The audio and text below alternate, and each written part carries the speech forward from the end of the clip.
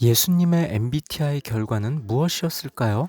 2004년에 실시한 어느 심리학 연구는 예수님의 성격에 대한 흥미로운 결과를 보여줍니다. 조사에 참여한 거의 대부분이 예수님을 가리켜 외향적이라고 응답했던 것이죠.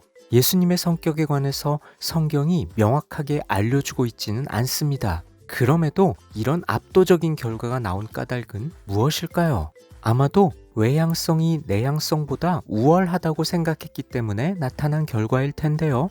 완벽한 인간이시자 지도자셨던 예수님이라면 마땅히 외향적일 거라고 짐작했던 것이죠. 이렇게 사람들은 은근히 외향성을 우월한 것으로 여깁니다. 사람을 뽑을 때도 외향적인 사람들을 선호하죠. 외향성은 사회 각 분야에서 두각을 나타내는 사람들의 것으로 여겨지고요. 외향성이라는 기질은 곧 사회적, 재정적 보상으로까지 이어지곤 합니다. 그런데요, 외향적인 성향을 선호하는 건 만연해져 버린 편견의 산물 아닐까요?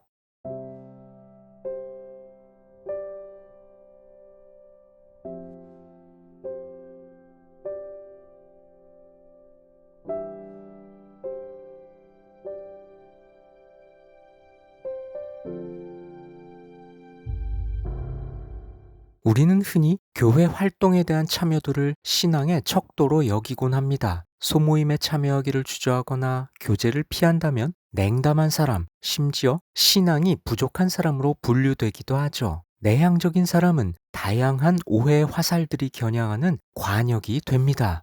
오늘날 교회 안에는 소모임이 정말로 많습니다. 교인들은 나눔을 통해 자신의 속내를 드러내곤 하는데요. 내향적인 사람들에게 교인들과의 나눔은 부자연스러울 뿐더러 심지어 고통스러울 수도 있습니다. 예배 도중에 인도자가 앞뒤 좌우분들과 인사를 나누세요 라고 권하는 것조차 내향적인 사람들에게는 상당히 불편한 것일 수 있죠. 외향성을 선호하는 교회 문화 속에서 내향인들은 외향적인 모습으로 자신을 가장하기도 합니다. 하지만 대인 관계에 대한 요구를 충족시키는 일은 내향인들의 기력을 소모시키죠. 그렇습니다. 교회의 관행이란 그 선의와는 상관없이 내향적인 사람들을 매우 힘들게 합니다.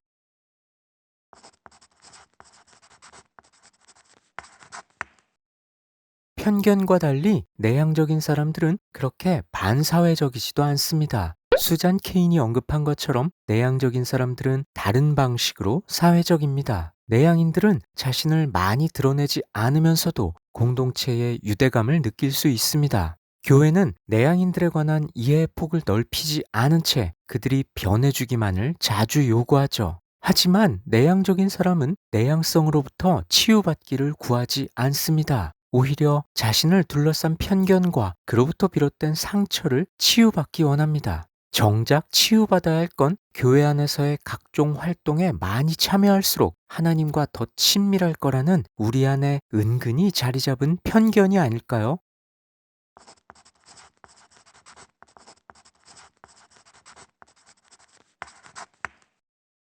소모임을 비롯한 각종 활동에 참여하기. 오늘날 거의 모든 교회가 요구하는 바입니다. 하지만 공동체 활동이 하나님과의 관계를 대체하는 부작용을 낳을 수도 있죠. 물론 신앙의 성장은 많은 사람과의 친밀함과 많은 활동에 대한 참여로 드러나기도 합니다. 하지만 사교성을 신앙으로 착각하는 우를 범할 수도 있죠. 모임에서 자신의 연약함을 어느 정도 드러내는지를 놓고 그 사람의 신앙 수준을 판단하기도 합니다. 하지만 그다지 친밀하지 않은 사람들과 개인적인 내용을 나누도록 요구받는 건 내향인들에게는 너무나 공격적인 상황일 수 있습니다. 나눔을 강조하다가 불필요한 긴장이 유발될 수도 있고요. 내향적인 사람들을 고립시킬 수도 있겠죠. 게다가 신앙을 공개적으로 표현할 것을 강조하는 건 말을 장화하게 하는 원인이 될 수도 있습니다. 빈곤한 신앙을 말이라는 가면으로 가리게 될 수도 있다는 거죠. 자, 그렇다면 교회는 대체 내향적인 사람들을 어떻게 목양해야 할까요?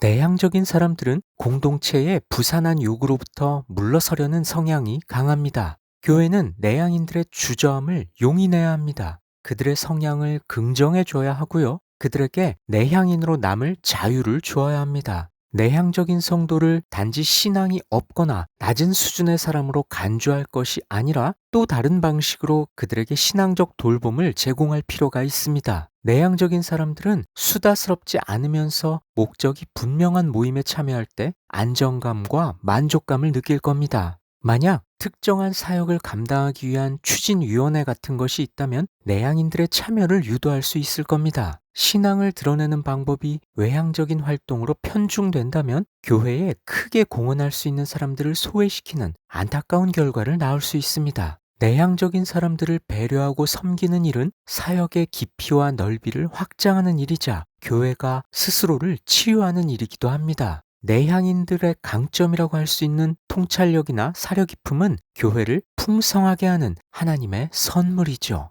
전도를 공동의 프로젝트로 만든다면 내향인이나 외향인 모두 각자의 역할을 담당할 수 있습니다. 이웃과 관계를 맺기 시작한 사람은 나일지라도 그를 공동체에 소개하거나 복음을 전하는 사람은 다른 사람일 수 있겠죠. 외향적인 사람이 말로 복음을 전하지 않을지라도 그의 환대와 사랑은 전도의 과정에서 없어서는 안 될 소중한 부분입니다. 외향인이 친구들을 사귀어서 자신의 공동체에 소개하면 공동체의 다른 사람, 내향적이지만 복음을 전하는 일에 준비된 자가 적절한 시점에 복음을 전할 수 있을 겁니다. 이렇게 내향인과 외향인이 서로의 부족한 면을 공동체의 힘으로 보완하는 것은 참 멋진 일입니다. 잠깐, 그렇다고 모든 것을 내향인에게 맞출 필요는 없습니다. 교회 안에는 내향적인 사람들이 불편함을 느낄 만한 요소들이 있습니다. 하지만 그들이 불편함을 느껴야만 하는 순간들도 분명히 있습니다. 편한 것이 언제나 좋은 것은 아닙니다. 편안함은 종종 우리 신앙을 정체시키기도 하니까요.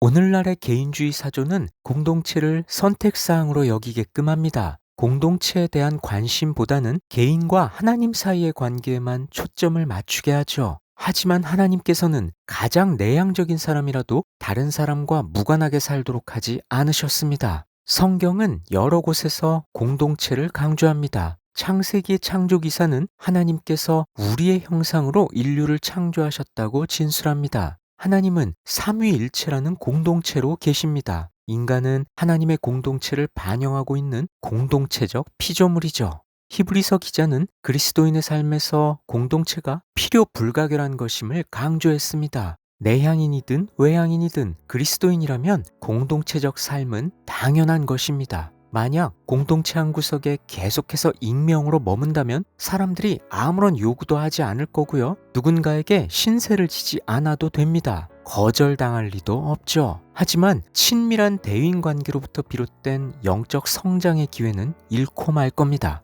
익명의 상태로 장기간 있는 것이 결코 건강한 상태는 아니겠죠. 우리 신앙의 실제는 공동체 가운데 구현되는 법입니다. 우리가 사랑하는 법, 경청하는 법, 용서하는 법을 배우는 것도 공동체입니다. 외부로부터 얻는 것 없이 내적으로만 성찰한다면 왜곡으로 이어질 수밖에 없습니다. 반면에 다른 사람과 문제를 나눈다면 사안을 명료하게 하고 왜곡을 제거하는데 도움이 될 수 있죠. 잠언 기자는 훈계합니다. 철이 서로 부딪혀야 날카로워지듯 우리도 서로 부딪혀 깎이고 부서져서 새로워져야 한다고 말이죠. 그리스도인이라면 영향받기를 주저하지 말고 누군가에게 좋은 영향을 끼치도록 자신을 다듬어 가야 합니다. 불편한 일을 맡지 않으려고 자신을 내향인으로 규정해서도 안 될 겁니다. 내향적인 사람들에게는 하나님을 경험하기 위해 때로 긴장이 필요할 수 있습니다. 만약 교회 공동체가 내향인들을 투명인간 취급한다면 그들이 그 공동체를 통해 하나님의 사역에 참여할 길은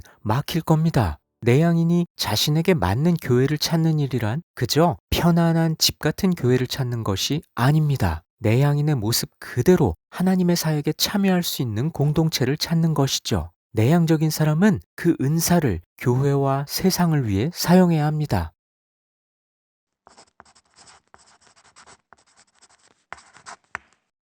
외향성을 높이 평가하는 사회와 교회에서 내향인으로 사는 데는 나름의 요령이 필요합니다. 대체로 내향적인 사람들은 의사결정을 더디게 내리는 편입니다. 그리고 결정을 내리기 전까지의 어수선한 모습을 남에게 보여주지 않으려 합니다. 결론만을 보여주고 싶어 하죠. 문제는 내향적인 사람들의 침묵이 깊은 성찰이 아니라 냉담함이나 무관심 혹은 우유부단함으로 보일 수 있다는 겁니다. 내향인들은 비록 생각이 아직 마무리되지 않았더라도 그 생각을 표현할 필요가 있습니다. 그가 대화에 함께하고 있음을 외향적인 사람들이 알 수 있게 해줄 때 서로 간의 공감을 경험할 수 있을 겁니다.